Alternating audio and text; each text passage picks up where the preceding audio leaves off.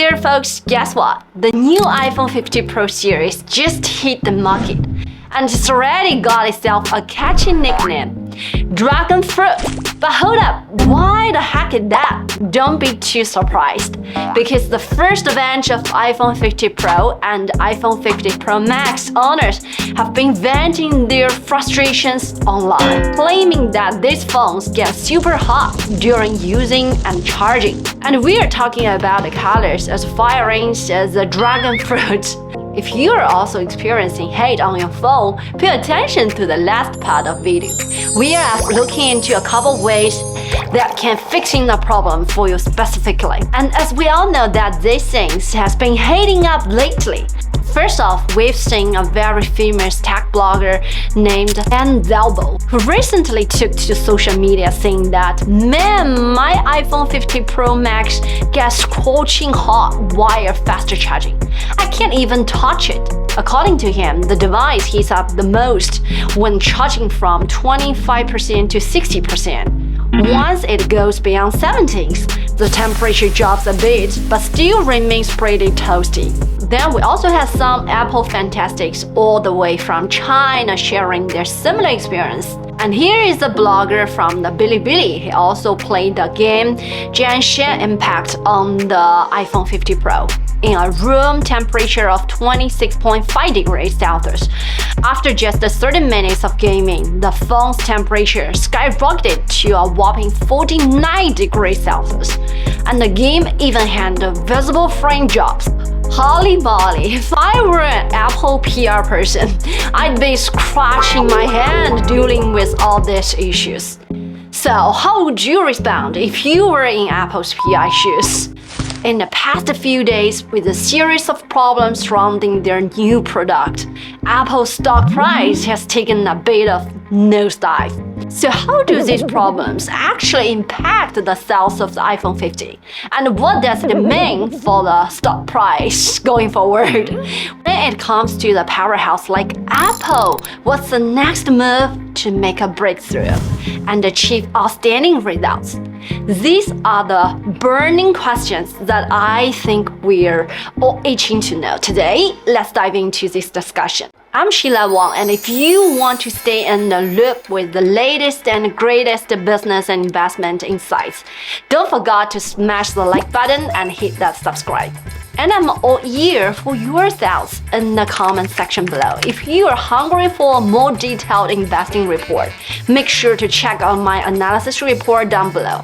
Alright, let's jump right into today's topic together. Apple on September 30th came forward and admitted that they found some issues causing the Apple 50 series to run hotter. They blamed it on some bugs in the iOS 17th operating system. But hey, don't fret. They promised to fix this mess in an upcoming software update.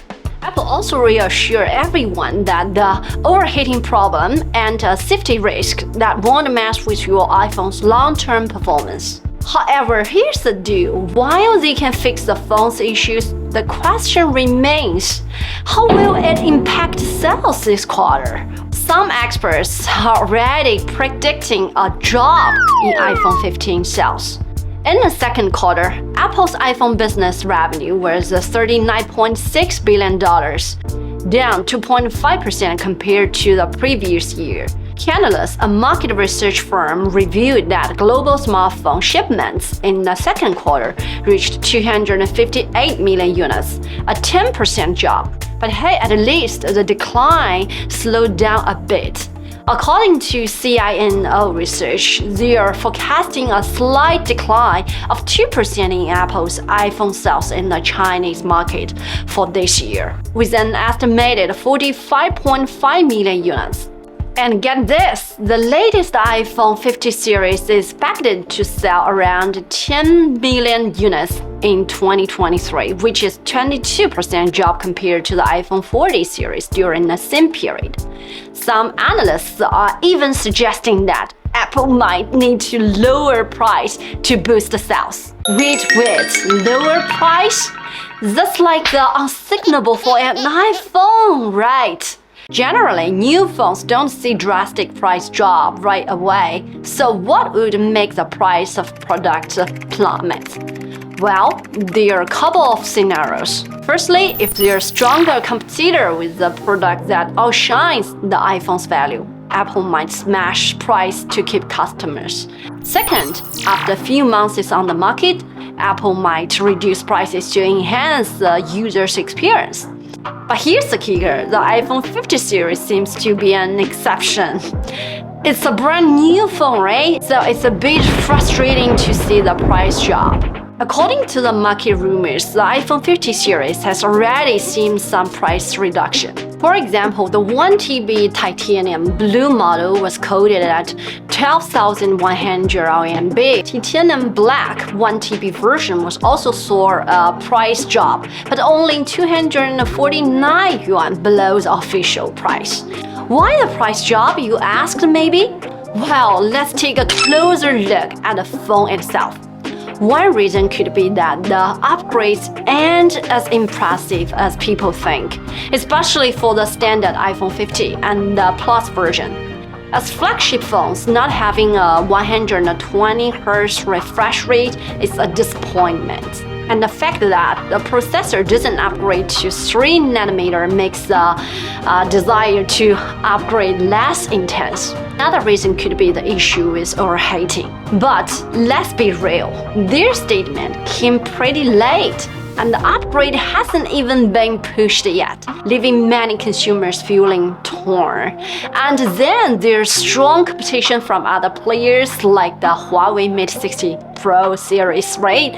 Which dealt significant blow to the iPhone 50 series. The Mate 60 brought cool features like satellite calling, the Kirin processor, and satellite terminal networks, which made a dent in the Apple's market share. With all these factors at play, it's no surprise that the iPhone's price is taking a nosedive. Here, I got a question for you. If you got your hands on the iPhone 50 Pro a few years back, it would blow your mind, right? But now, the general consensus seems to be nothing special. What's the deal with that? Well, the truth is the smartphone game has hit a massive roadblock. It's become a battleground for consumer electronics, and innovation is hitting a plateau. One of the industry insiders told me that the smartphone market is maturing and improvements are becoming incremental rather than revolutionary. The upside is that the pricing of these models have managed to capture the attention of users. So even though Apple's market share growth is limited, they still have the ability to maintain their current position. The integration of the underlying chip and operating system along with their stellar user experience is Apple's fortress. That's why in the face of skyrocketing global inflation, Apple's differentiation allows them to maintain impressive gross margins. Sure, they might dip slightly during an economic downturn, but overall, they remain pretty darn strong. Now, I know a lot of your Apple investors are wondering what's the next growth point for the company. Well, here are a few growth points to keep an eye on. First up, we got a Vision Pro, set to launch next year. It might not have the same widespread applications as iPhone, since smartphone communication is a necessity in people's lives. Plus, iPhones are way cheaper than Vision Pro. But hey, it would still contribute to Apple's revenue. And next, we got the latest financial report showing that Apple's digital services have surpassed 1 billion paying users worldwide. This business growth is helping boost the company's gross profit. And finally, there's the potential for more growth in emerging markets. While iPhone sales in America, mainly the USA, have seen a decline, they're rocking at emerging markets like China, India, Indonesia, Southeast Asia, Latin America, and the Middle East. Tim Cook himself emphasized the importance of the Indian market, saying India is now the world's second largest smartphone market, and I believe it presents a huge opportunity for us. We are putting all of efforts into making it happen. So if you are curious about how iPhones play in the Indian market, you can check my previous video. And objectively speaking, let's not forget that overall user experience with iPhone 50 series isn't that bad. Despite the external pressures, Apple fantastic seem pretty content. Apple still offers decent dividend yields, making it a solid long-term hold. And if pre-order numbers exceed expectation and delivery time stayed on track while maintaining steady production, Apple's stock price could see a recovery in due time. Apple is undoubtedly a company with a wide moat, and its strong market position allow it to maintain a gross margin of 44.5%, even with declining over revenue. However, in the long run, some Wall Street analysts believe that Apple's ability to sustain steady growth depends on how well they execute their smart wearable and service business. Expanding into emerging markets like India as planned could open up new opportunities and help drive both performance and stock price to new heights. Alright folks, now that we've got a good grasp on Apple's current situation, let's take a look at stock market action. Breaking through the 50-day moving average in the K for Apple stock price to bounce back to $190. After the current sell-off, Apple's valuation took a hit, and September turned out to be the worst month for Apple stock performance in 2023. Apple stock price stands at $175.74. The boost jumped back in when Apple stock price touched $173.5 over the past month, but it might drop to around $117.5 before finding stronger support. If that support doesn't hold, we could see the price falling below $117. This week, we saw Apple stock price attempting to break through the 50-day moving average, but it failed to do so. The bears stepped in and pushed the price back down.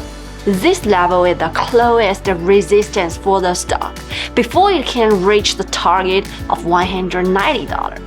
And it proved to be too tough for the bears to resist earlier this month. Since then, it briefly climbed to $191.50, filling the gap from early August. Additionally, Apple is the largest component of the NASDAQ 100 index, which means that it has a significant impact on the index performance. The NASDAQ 100 index has been on a downward trend since rebounding from its 2-month low last month. Alright, the last part, the bonus part. Let's talk about some solutions to cool down your iPhone. The most direct way is to reduce the load on your phone and lower its overall power consumption.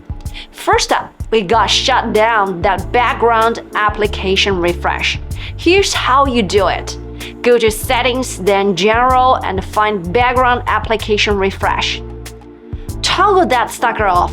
Now, let me break it down for you. Background app refresh on iOS means your phone automatically opens applications in the background every now and then to refresh their content. It saves you from having to wait for the applications to reload when you open it next time and makes things smoother. Next, let's tackle that Auto 5G feature. If you got yourself an iPhone 12, an iPhone 13, it probably came with Auto 5G enabled by default. You need to change that. Go to Settings, then Cellular, and find Cellular Data options. From there, select Voice RAN Data and choose Good 5G.